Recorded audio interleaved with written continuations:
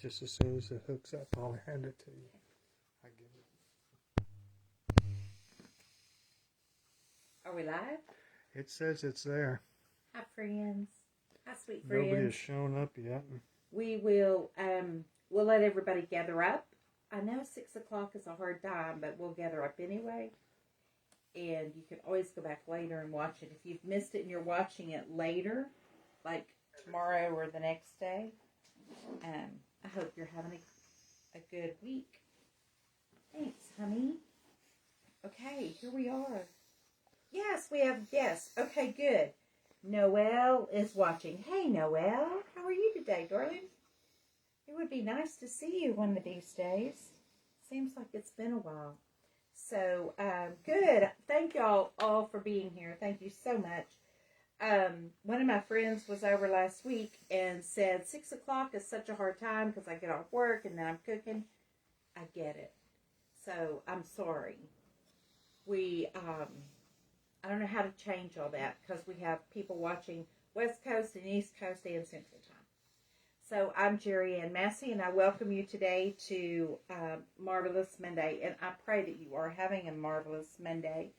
I have prayed for you today, for everybody who watches today and everybody who watches in the future. I've asked the Lord to bless you with wellness and well-being, and bless you in many, many ways. So know that Lynn is here and Connie is here and Noelle is here. Yay. I'm so glad y'all are here. There are more here. So as you arrive, if you will sign in and say that you're here, then I'll be able to talk to you. Because right now I'm just talking to Doug and I'd rather talk to you guys. So today I want to show you what is behind my back because it's the season. You know, I don't do pink all year long, but I do pink in March when it's getting close to Easter. Look at this sweet little thing. Can you see these little bunny faces in here? Aren't those fun? So, this is the original Dresden, the picture window Dresden. This fabric is brought in from behind. And this is the tulle. If you need one, you let me know, and I'll make sure you get one. It is available in a lot of shops, actually.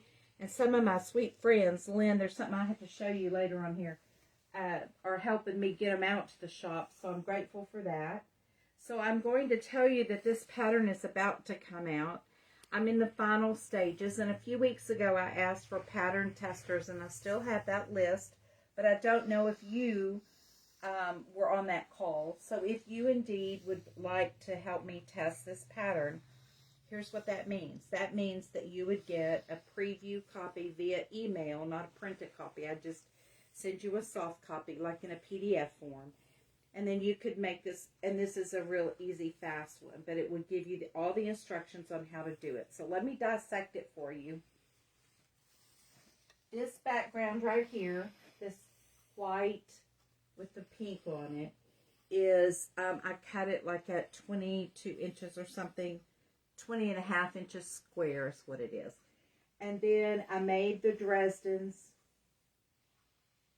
I put a border around it, this border, and then this border. It's just two borders on that square. And after I had all of that background done, and I had my Dresden made, then I just top stitched around it. Super quick, super easy. And there's some really precious fabrics out right now that remind me of Easter, so it's kind of a seasonal thing. So if you are interested in that, just put in the link that you would be willing to make that, and I will send you the and the only thing I would ask for a pattern tester is that once you make it, you send me feedback so that I could improve it.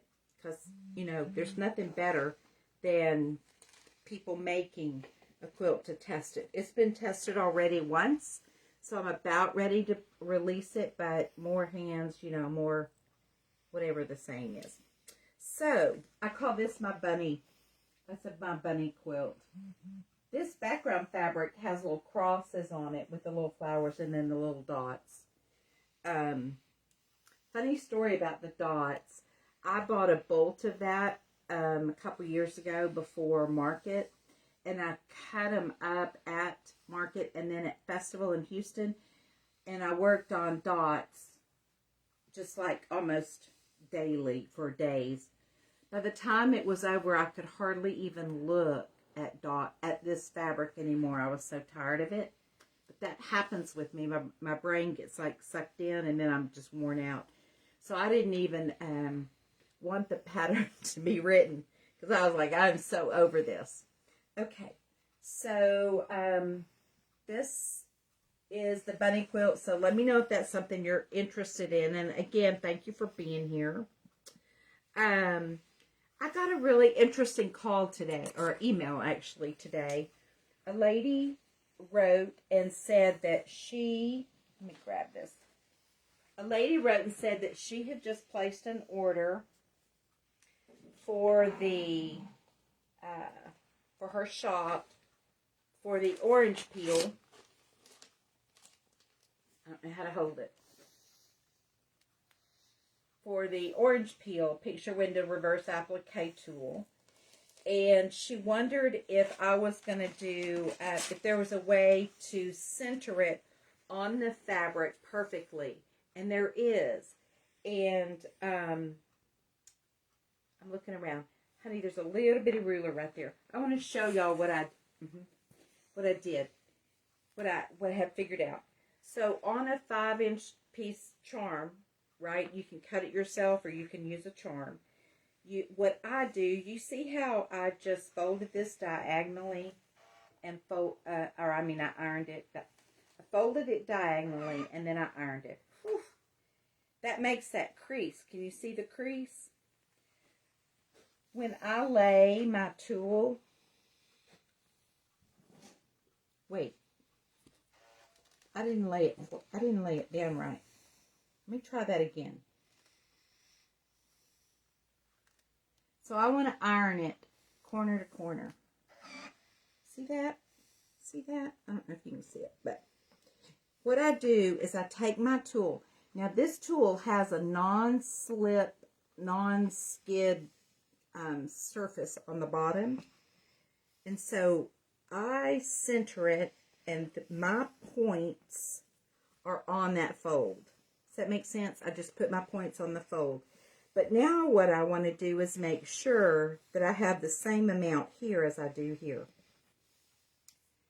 Easiest way I know how to do it is I take a ruler, and this one is 3/4 of an inch.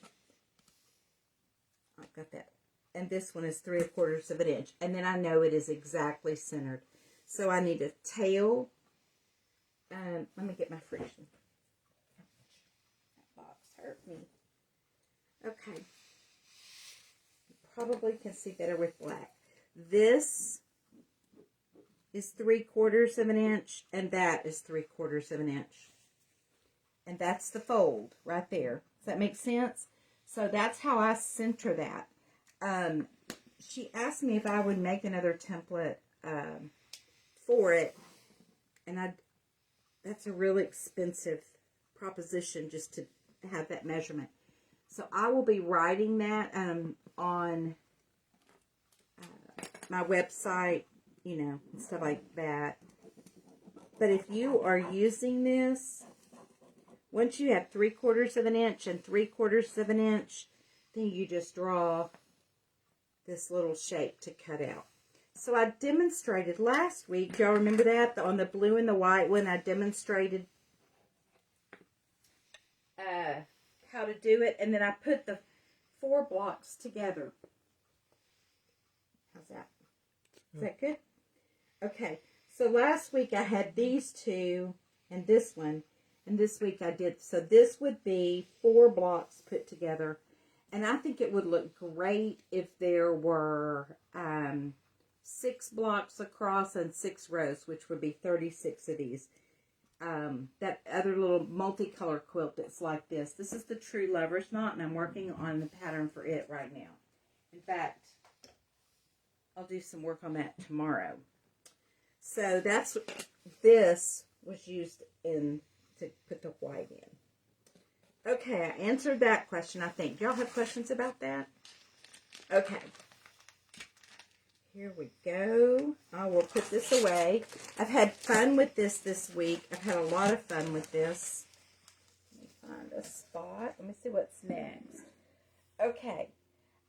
One of the things that's been going on in my world is, you know, we have this Christian Quilt Guild here in town that we're members of and active in.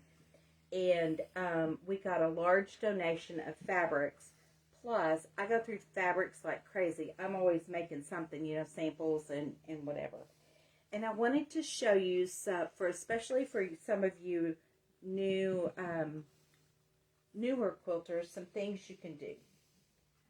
One of the things I did this week was I took some fabric that I had left over from a previous project. Now, I'm going to show you something unfinished. It does not have the binding on it yet. But I made individual, I'm going to take this down. Showing that mud rug, Doug. While I'm doing this. Y'all see it? It's an individual mug rug. So what I did was I'm sending this to my friends. So, I want to show you. These are individuals, and these are great quilts. Gifts. Friends, if you have leftover blocks that you make in a class, or you watch somebody and you want to learn the technique, and you have these random blocks, my suggestion is quilt them up. Do you see what I did? This is just, you can do this on your home machine. You don't have to use this pattern, but just quilt it. However, even if it's straight line quilting, put a binding on it, which is my next step. I'll get to that tomorrow. And give these away. Now, somebody like you, Miss Lynn. Hey, Linda. Like you, Miss Lynn. You may, oh, look, y'all, I ran out of background fabric that matched this. But I had more of the backing fabric, so I put it in the window. So it's kind of an oddball. These are all gifts, and if you bind them, then you can give them to your friends. But one of the things I wanted to show you was, see, you cut it at 10 inches. But I want to tell y'all, I'm a long arm quilter. When I got these off of the long arm, they shrunk. Why do things shrink on the long arm? I'll tell you. Because fabric pulls when you're when you're mashing it down. So it was just under 10 inches when I finished it. That's okay with me. Okay. I also want to show y'all some different ways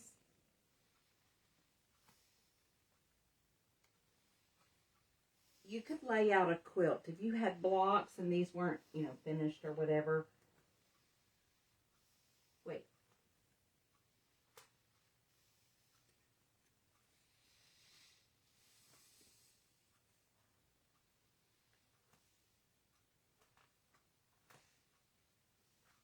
Look at all the different ways you can, if you did it on point, if these were blocks and you were putting them in a quilt, you could do a whole quilt like this, and I think that would look fabulous. Do y'all like that pattern? I love that. And then more diagonally. So for new, oh, here's some more. We could even add more. So this would go this way. So new quilters, I want you to remember that all quilts don't have to be block by block by block. You can turn them on point. And it changes everything. Doesn't that change everything? That just like totally gives a whole different look to what's happening there. So my next quilt that I make using this tool, I'm going to be working on diagonal. Isn't that neat? But these are individual blocks that are already quilted. I'll bind them probably tomorrow, maybe the next day, finish up. And then I'll be sending them off to a land far away because I have a good friend who has a wonderful team that helps me sell my product. And so if you happen to be on that wonderful team, you might be getting one. So don't tell anybody I told my secret. Okay, so I'm going to leave that up. And then I'm going to show y'all what I do with my scraps. Here's another, it's kind of a tip night. This is one of the things I'm going to show you. We've been getting a ton of donation fabrics, and then I have fabrics left over. The reason I could make these is because I kept my fabrics. When I have fabrics in a set, in this set, I had this fabric, and this fabric. Carnaby Street, Maywood Studio. Fabulous line. But I had some left over. I had some scraps, and then I had a little bit of yardage. So, what I do when I have a set like that I don't want to, like, disperse into my, my blues and my whites and all that. I want it to stay together. As I said, I get one of those plastic shoebox holder bin things, and I stack them up. And then when I need it, because I knew I was going to need this again later. See, like, this is old, right? So then I just keep it all in here, and then I can use it again later. Thank you, dear. So, but when I get fabrics, I'm going to show you what I do, because this is, I'm telling you, organizing your scraps is a full-time job if you do everything that I do. But I want to show you what I've been doing. Here's an example. I don't know if you need to pull back on this or not, because I'm going to be cutting. We've been getting pieces of fabric like this, into bolt sorts of things, right? And they're all, every bit of them, they're all usable. It's just, what do you do with them, and how do you store them? And I have a whole section of my studio that's overflowing, and you have to turn sideways to walk by to get past it because it's so full, and there's got to be a better way, right? So I was trying to get organized. So this is what I came up with, especially for these. And these fabrics do not even actually physically belong to me. They just came to my house because of the guild. What I do is I lay down, see, some of them are wide and some of them are narrow. What I decided to do was to take my 6-inch ruler. Now, y'all know that this handle, have I shown y'all this? This is just suction cups. This handle you can buy at a quilt shop, or you can buy it in your local big box store in the bath department. Okay, it helps disperse your weight and keeps your thing from sliding. I use it every day, all day long.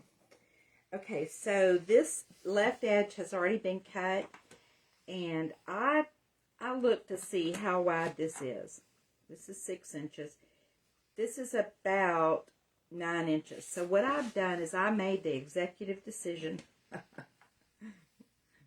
I'm not an executive, but I'm going to claim it. What I'm doing, this is 6 and this is 1.5 inches. I'm cutting these in 2.5 inch increments. These are 2.5 inch. I'm making my own jelly rolls, and I'm doing them by color. Okay. So today I cut some more, right? So I just cut some more, and I'll end up rolling them all together. So 2.5, and then I do 5 inch wide, and I do, look, I did some greens the other day, right? So all my greens and maybe yellows, I'll probably separate those at some point, go in a roll. I don't care how many are in there necessarily, but that's a 5 inch cut. So 2.5, 5, 7.5, and then I did some 10 inch wide. So now this piece that's, you see, it's just scrap. I have a bag. that's right over there on the floor, and I leave it by my cutting station over there. And I take all of my scraps and I put them in this bag. All of my scraps, and these are uncut, unprepared. Thank you. I mean, like, these are just leftovers. Now, y'all look at all these blues. I've been working on blues because I wanted to be very, well, I mean, I was just into the blue box, right? So all of these. So what's going to end up happening is next month I just put it right here. Thank you, darling. Next month at the class that I teach, the beginning quilting class that I teach, I am going to take all of my blue scraps. So here's another one. And it's just shy of, you know, I can tell by my lines. See, it's just shy of 10 inches. So again, this one would be 7.5.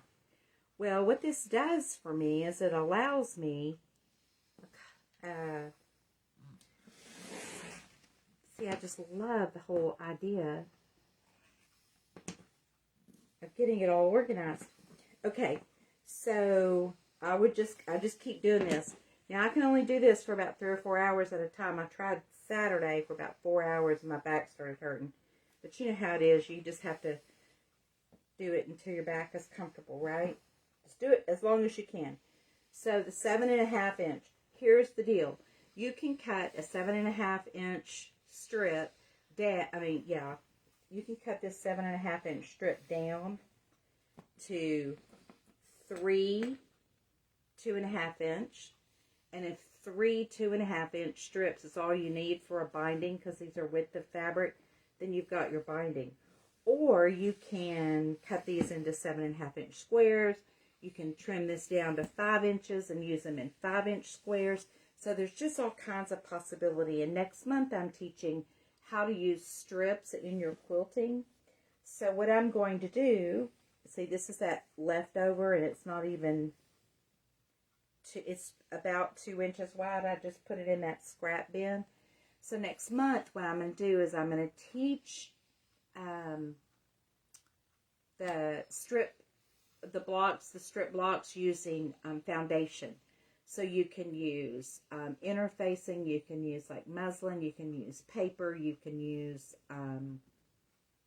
paper, muslin, paper, fabric, or interfacing. Those are basically the 3 ways. And there's tons of different papers you can use. There's tons of that. But I'm going to teach my class how to do that.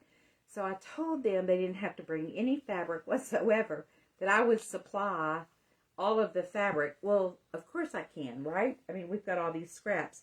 So we're going to be doing, yes, Lynn, you could put strips around the,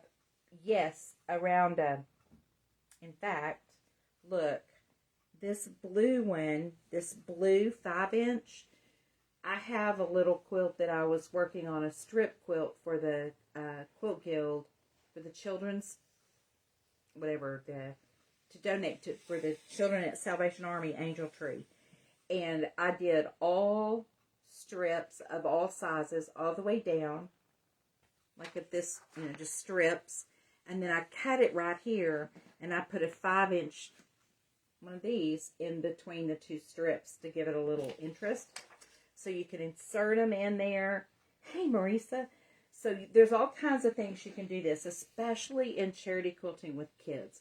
Because, kids love lots of color and lots of variety. So that's really fun to do. So I will encourage you to encourage me. So anytime I came across a 3/4 yard cut, I bundled those. 1/2 yard cuts, I bundled those. So I'm trying to get everything cut into size. Now, I don't know how y'all store your fat quarters, but I store mine. I have a place that they live, and the way they fit in this little shelf is the little triangle shape. But I decided that the fat quarters that I find and I cut, that I come across in all this donation stuff, that I'm going to roll so that when I look at them, I will automatically know that those fat quarters that are rolled are not mine, right? So I'm trying to kind of keep the 2 separate. So I'm rolling those. And I'm doing like jelly rolls. Here's a 7.5-inch bundle. Here's some more fat quarters. But I can tell just by looking at them, this is 5 inches. I mean, you know what? Once you know what a 1/4 of an inch is, you can pretty much tell 2.5 versus 5 versus 7.5 versus 10. So, we're not short of fabric, that's for sure, right? So does that help you? Hey, Marisa. So if anybody ever wants to come to my house and play, we can have a fabric cutting day. How's that sound? We can do that. Okay. Does anybody have any questions today? I didn't have a big agenda, so I didn't think, I didn't have any big requests or anything like that. Does anybody have any questions about what I'm doing or how I'm doing it?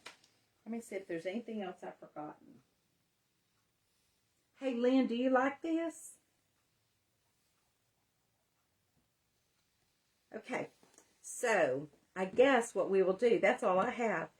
I made sure y'all saw the bunny quilt, and I'm calling for pattern testers, and how to center the small tool on a 5-inch square, how to cut down leftover fabrics, mug rugs for gifts. Oh, and the last thing I was going to do is my daily devotional.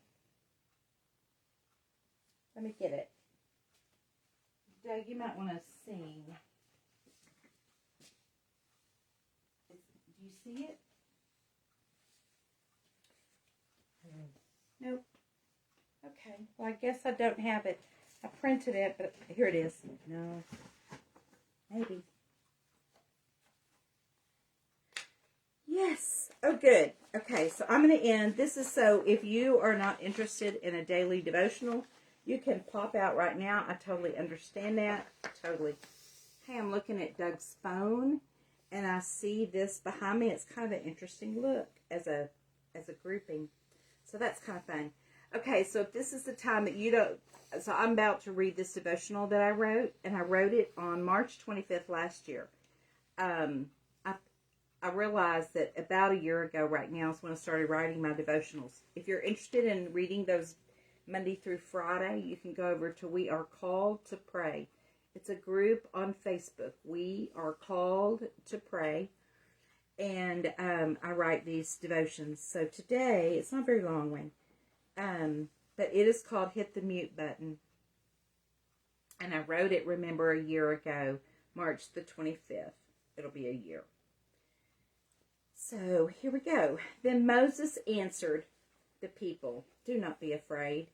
Stand firm, and you will see the deliverance the Lord will bring you today. The Egyptians you see today, you will never see again. The Lord will fight for you. You need only to be still." During our weekly call on We Are Called to Pray, we do a conference call each week. I am the call administrator, which allows me some options. It's really kind of fun. I can hit the mute button to silence the whole crowd or just an individual. Y'all, just saying, I did that. I've had to do that if the dog is barking or stuff like that. Once muted, the voices of the callers cannot be heard. In Exodus 14, after the Passover, the Lord told Moses to take the Israelites to a specific spot by the sea and camp. The Lord promised Moses that he would harden Pharaoh's heart so that Pharaoh's army would pursue them, and there was no sneaking away, and it would be epic, and God would get the glory. So, of course, you know what happened. All of that. God is the faithful God. And when the Israelites saw what was happening, they became very terrified and began to panic, and they cried out to the Lord. They even whined to Moses. It was a serious case of whining, the "oh, poor, pitiful me, woe is me" sort of thing. We're all going to die. Poor us. So just as a side note, I want to call them brats, except that I've been known to whine myself, maybe, well, probably, okay, gazillion times. But then Moses answered the people, "Do not be afraid. Stand firm, and you will see the deliverance the Lord will bring you today. The Egyptians you see today, you will never see again. The Lord will fight for you. You only need to be still. There are 6 truths that he spoke right there. Do not be afraid. Stand firm. You will see the deliverance the Lord will bring you today.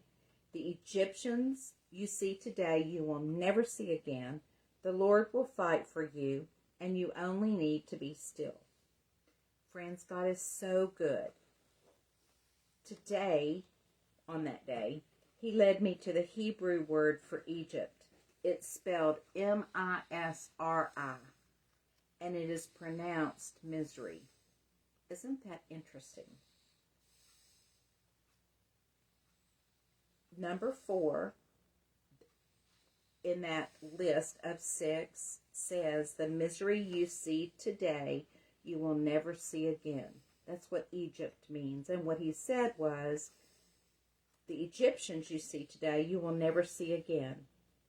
But he was really saying, the misery you see today, you will never see again.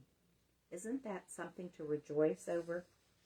So, sisters and brothers, join me in rejoicing in the truth that Moses spoke. Let's trust the Lord and stand firm in our faith, and let's watch for the Lord's deliverance. And let's believe that this is the last time we will ever see this misery. The Lord will fight for you and me. And so now I'm talking to me. Don't whine. Just be still.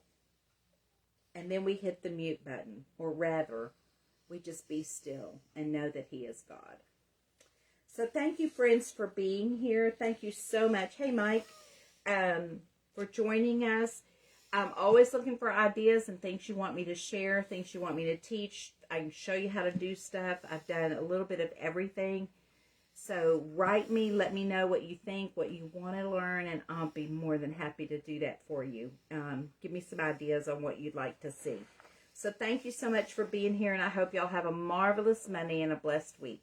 Talk to you later. Bye-bye.